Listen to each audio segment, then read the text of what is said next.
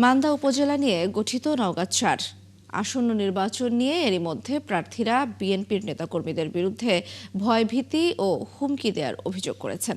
তবে বিএনপির প্রার্থীর অভিযোগ অস্বীকার করে জানান, সব দলের অংশগ্রহণে ভোট হবে উৎসবমুখর। তন্ময় ভৌমিকের তথ্য, ছবিতে রিপোর্ট। নওগাঁ ৪ আসনে মনোনয়নপত্র জমা দিয়েছিলেন ৭ জন প্রার্থী। এর মধ্যে ৫ জন প্রার্থীর মনোনয়নপত্র বৈধ হয়েছে। বৈধ প্রার্থীরা হলেন বিএনপির ইকরামুল বারী টিপু, জামায়াত ইসলামের খন্দকার আব্দুল রাকিব, জাতীয় পার্টির আলতাফ হোসেন, ইসলামী আন্দোলনের সোহরাব হোসেন এবং সিপিবির ডাক্তার এস.এম. ফজলুর রহমান। মনোনয়ন বৈধ হবার পর নানা কায়দায় চলছে প্রার্থীদের প্রচার। যদিও ২২শে জানুয়ারি পর্যন্ত নির্বাচনী প্রচারে বিধিনিষেধ রয়েছে। ইতিমধ্যে জামায়াত ইসলামী এবং জাতীয় পার্টির প্রার্থী বিএনপি প্রার্থী ও নেতাকর্মীদের প্রচারে বাধা দেওয়ার অভিযোগ করেছেন।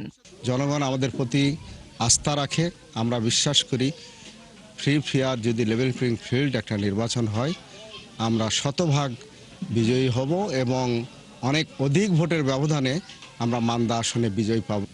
এখানে প্রার্থীদের নিরাপত্তা নাই, ভোটারদের নিরাপত্তা নাই, আবার হুমকি ধামকি অব্যাহত আছে।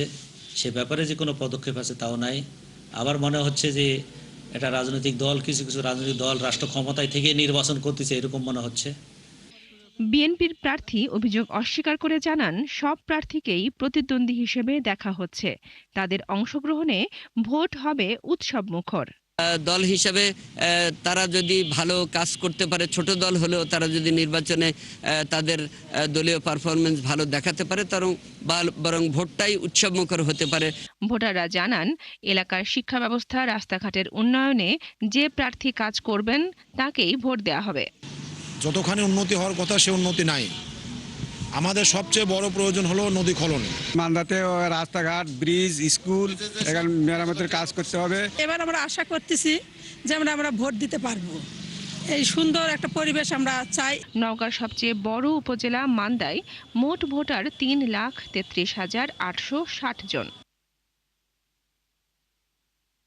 বনশ্রী হালদার, ৭১।